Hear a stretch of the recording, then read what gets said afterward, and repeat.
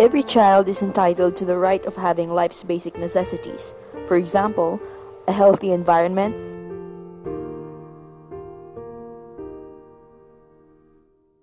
formal education,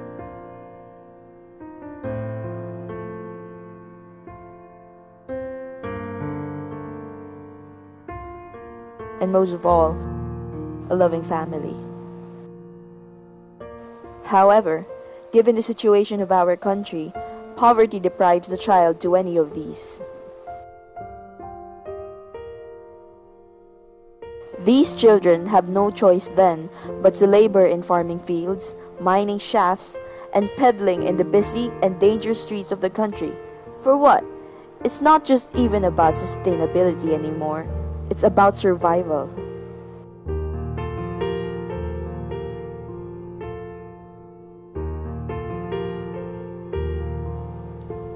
In extreme forms, child labor involves children being enslaved, separated from their families, exposed to dangerous hazards and illnesses, and left to fend for themselves on the streets of large cities, often at a very early age.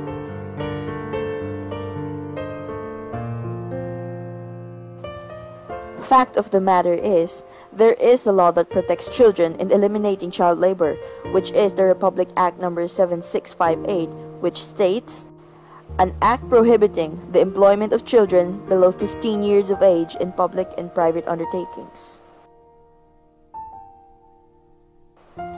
But fact of the matter too is that, well, it's not exactly properly implemented.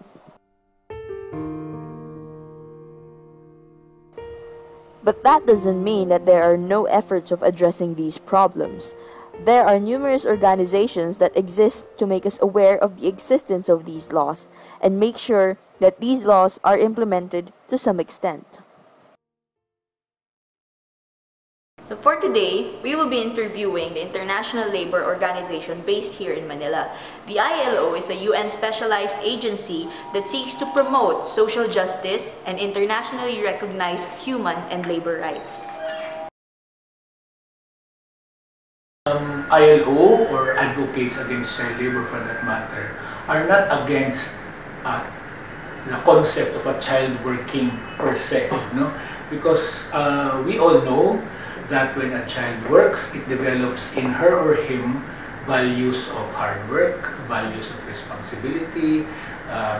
People of your age, for example, they work in McDonald's, they work in Jollibee or these fast food chains, no? And then you see some children helping out in the house. You see some children helping out in the farms, no?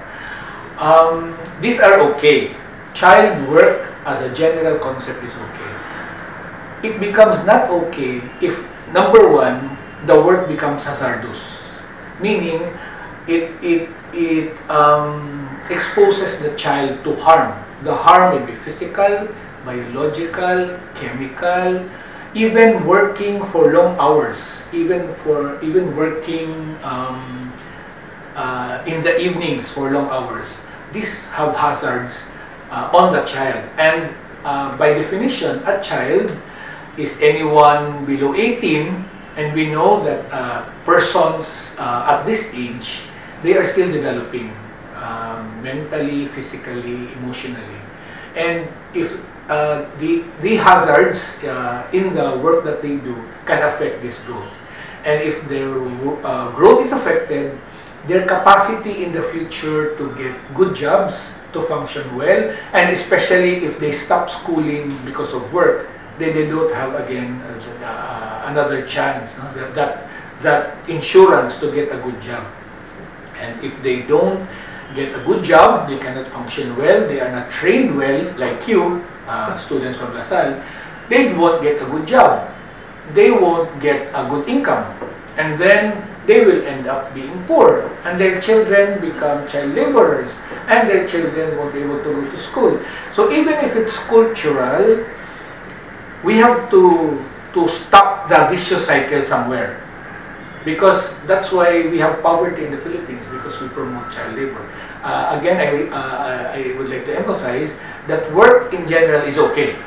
as long as the child stays in school and as long as there are no hazards in the work that is being done. So number one, the most sustainable solution to child labor really is to help the parents, the families, increase their income. That's one. Number two, you also have to do counseling work. You have to counsel the students, the children, and you also have to talk with their parents. Make them understand what the impact, what the effects of child labor are. Number three, you have to make sure that education becomes accessible. Because we know of areas, for example, that children want to go to school. But since if they want to go to school, they have to walk for 2 hours, then they would rather stay home and work in the farms. So they become trapped in that system because of the fact that there's no school nearby. So that's it. Now, you raised a very important point. How do you make sure that the children stop working, become interested? Being children, our approach is we have to talk with the parents. Because they are children, they are still under the control, under the influence of their parents. You have to really tell the parents, work hard, stop your children from working, make sure they go to school, and if the parents say this, then perhaps the child will follow. Because perhaps in some cases, a child would not want to go back to school because he's used to working already. But in most cases, a child really has a dream to become better in life. And if the parent is supportive of that dream, then I think the parent can make the decision that I will sacrifice, I will stop being lazy, I will work hard just to make sure that my child has a good future. And you build models on the ground. It's tweaked, it's adjusted a little bit depending on the context of the country. Like for example, in Mongolia, they have this practice which is part of really their culture, ingrained their culture, where they do horse racing. Because Mongolia is like, they have this very big desert called the Gobi Desert. And they, as a culture, as a people, they're horse riders. So they like horse racing. But it's the children who drive these horses. Now, I talked with our colleagues from Mongolia and they say, we want to eliminate child labor, we want to eliminate children in horse racing in Mongolia, but we go against the whole country if we really advocate against it. So they're doing it through little steps only. And in the Philippines, we can call for no to child labor, but there they have to be very careful. So these are examples of little tweaks in the approach because of the cultural context.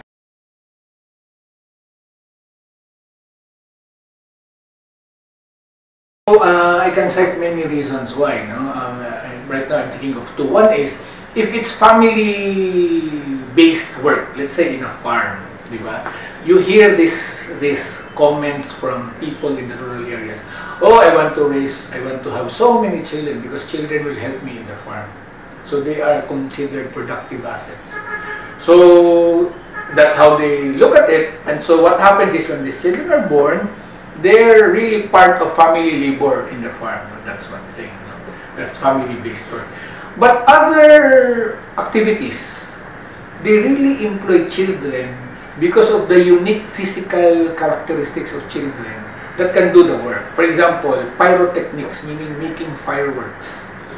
It needs a fine motor movement that only children can do. Because if adults do it, it will take a longer time. Tunneling, small-scale mining using tunnels. The tunnels are very narrow. It's only children that can go into the tunnels. And I've even heard that there's cases where these children are drugged using shabu so that they won't get tired, they won't get scared because it's really dark there and dangerous. Right? So these things, it's these physical characteristics that make this exploitative, oppressive employers, businessmen hire children. And third, because children you can easily fool. with low wages. Sometimes even just give them free food, and they're happy already, right? So that's why they do it. But again, these are not excuses, no, to get children, because when you do that, you sacrifice the future of these children, and you sacrifice the future of the country, because these children, they are the future of the country. They're the future human resources. They can develop this country. But if they are not trained and they are destroyed physically and mentally and emotionally, look at the street children. We call them quote-unquote bastos na. It's the effect of working in the streets. No? It's the effect of the adults exploiting and abusing them in the streets. So you have a broken generation. You have a destroyed generation there.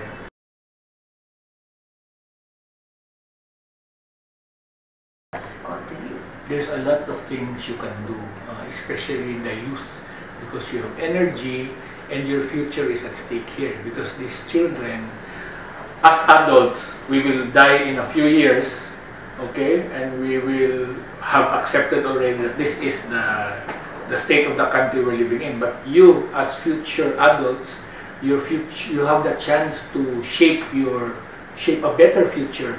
And the only way to do that is to make sure that children and people of your age also develop well, also are trained well. Now, what are the things you can do? Number one, by this very thing you're doing right now, no? You're doing research on child labor, you're getting to know more about the topic, and by using audio-visual technology, you can disseminate the information. No? That's one. Number two, you can volunteer. There's lots of organizations that do work for children. They pick up students from the streets. They rescue children who are in factories, in videoke bars, in red light districts. You can volunteer. These children, if you only see these children, they really need attention. They need warmth because of the experience they've been through. No? Number three, you can join organizations. No? That's part of volunteering.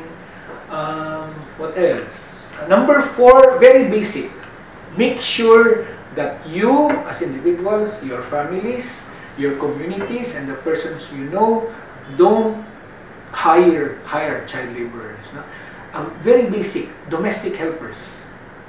Domestic helpers. If you really look at it, hiring children as domestic helpers, meaning below 18, no? Especially below 15, is really hazardous, because the child is pulled out from her or his place and lives in isolation. That's why there's lots of stories of masters, no, exploiting children, because the children is really exposed. There's nobody there to protect her or him. No?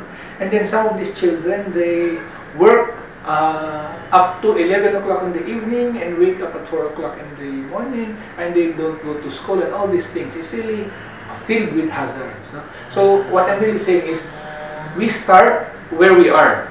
We start in areas where we have control over. No? So in our own lives, in our own families, in our communities, and with our friends, we share the message that let's not hire child labor, let's not promote child labor. And if we see an incidence of child labor, we make sure that we report it. Starting siguro with your barangay captains, with the DSWD or the Department of Labor.